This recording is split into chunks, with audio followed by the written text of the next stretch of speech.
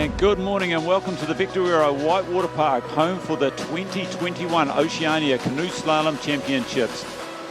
And in the top now we've got young Finn Anderson, another one of those CSBOP athletes. Beautiful spin. Really good zippy little paddler.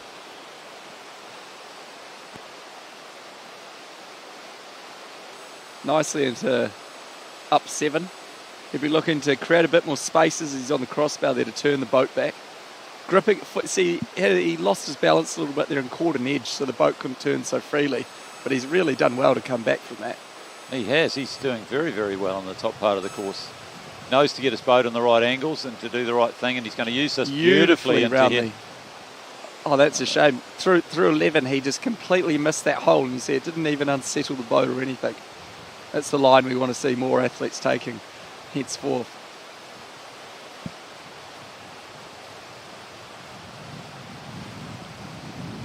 And we see the scores coming up, so it looks like Finn may have collected a touch early on in this run. But he's putting together a very solid run, and he will have perhaps got a bit of feedback at how Charlie and some of the other paddlers went before him. But of course, he knows he's got to beat some of the athletes from behind that are coming from behind him. So those later runners were seeded higher and had done better in the semi-finals, and they'll be hoping to emulate that again in the final. So it's an interesting conundrum you have. If you qualify fastest, you get to go last, so you get to see the times posted by everybody else. If you qualify slowest and put down a blisteringly fast time in the finals, then you can often just sit back and watch your fellow competitors crack under the pressure of not being able to emulate the great run that you've put down. Very competitive run though from Finn. I think he picked up 2 touches but had an expert final up. He'll be a lot of positives to take away from that. Happy with the way you've been paddling this weekend? A little bit of inconsistency with my lines and things, but times have been pretty up there so far, so I've been happy with that. It's obviously always some mistakes you're going to fix, but some good things and some bad things, so happy to roll with that. Look up the course now, we can see Luca Jones in the start blocks. There we go. The apex predator, one may say, in the women's K1 field here from New Zealand. From New Zealand, but I think Martina Wegmans just slightly hit the wood on Jones each run. Yeah. No, one thing I know about Luca is that you never counter out in a final setting. And that is why. That's the kind of skills that get you Olympic medals and World Championships medals. Yeah. This is truly an international standard course set, so we've seen some of our juniors really struggle on the course, but the senior athletes are really showcasing their skills. Good seeing her there too, pushing in tight on 7. She got a touch there on her semi-final run, learning obviously from her discussions with Campbell and the other paddlers. Yeah, it's been a very successful coaching combination, the Jones Campbell-Walsh combo. They were able to produce some very, very good results internationally. And here we go. Luca's style's developed over the years, and she's got a very, very powerful forward stroke. She's a very powerful athlete. And no mistakes there. Right under that pole. That's superb. And really pushing hard now. This is going to be the crux move. How close will she get? She made a small error here in the semi-final. Oh, and she's given away a few seconds there, to be honest, dropping in a bit low. Yes. I mean, there has been no change in the water flow. There's been no change in the gate position. So it's interesting these athletes are making small errors. Yep. No, and with Martina hot on your heels, you can't afford little mistakes like that. But the race is yet to be over, so we'll have to see where things finish up. I think this will be a new fastest time for the day. What have you got from this weekend in terms of, obviously the Australians aren't here, but it's a pretty good chance to get some racing under your belt, isn't it? Yeah, absolutely, and we're so fortunate to be able to race because I know a lot of countries can't at the moment. It would have been amazing to have the Aussies over. They've such strong competition for us, but in New Zealand we've got some good paddlers. I've got Martina to back myself against, and obviously the K1 men. So yeah, just any start line is really fantastic. The start blocks we see Luca Jones, who managed to come in first place in the semi-final, and she's quite an accomplished C1 paddler now. Yeah, no, Luca doesn't mess about. I was talking to her in the break, and she said she's quite enjoyed actually these little lockdown periods. Allows her a week to train on a specially designed homemade pond. Just get some, extra sort of recovery on the body before another hard week training when we re-enter conventional social facilities and everything. Yeah, and that's what you'll find with a lot of athletes during these lockdown periods. They just find ways to train and do things. Luca, knowing she missed the first wave, kind of you saw her pause on the swap there to get the second wave, and just lovely spin there and a bit of a swap, and she's back on her way downstream. Missing the T-grip a little bit there, but expertly around the side.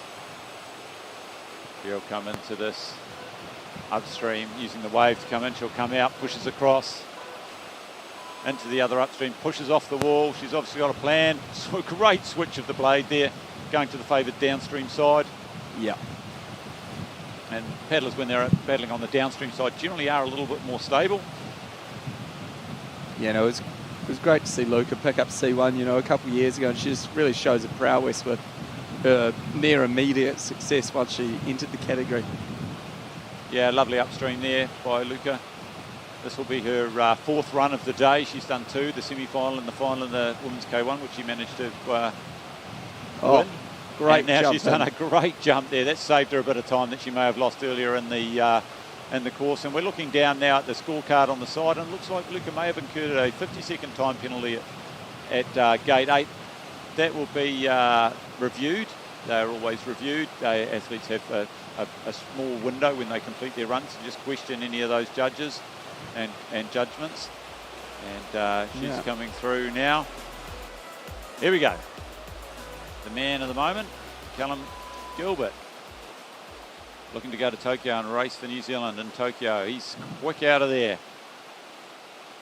Yeah, it'll be really interesting to see how he attacks these tight little moves. He's probably overturned a couple of times there, but he gets the boat back down, uses his heels to push the boat back down at the front, drives the boat in. Conventional up at 7. Yeah, and nothing ruffles Callum. He'll even if he has a little rough few gates at the top, he can quickly recenter and get himself together. Yeah, but this is the Oceania title that's up for grabs. Oh, exactly. And this will be could be the first time for one of these guys to get that Oceania title. And he's looking really quick to the double up, really attacking it with powerful strokes. And that's it. It's the key is the powerful strokes. Doesn't have to be a lot of strokes as long as you've got the boat driving point. Now it's really moving. He's really shuffling. He's hauling. Look how close he was on that right-hand pole at 18, and that's got him in really tight on gate 19. Oh, exactly. 5 more downstreams and 1 more upstream. Hopefully he can hold it together. Really close to the bollards, nipping in behind. Expertly done. That's no time lost there. He's not mucking about.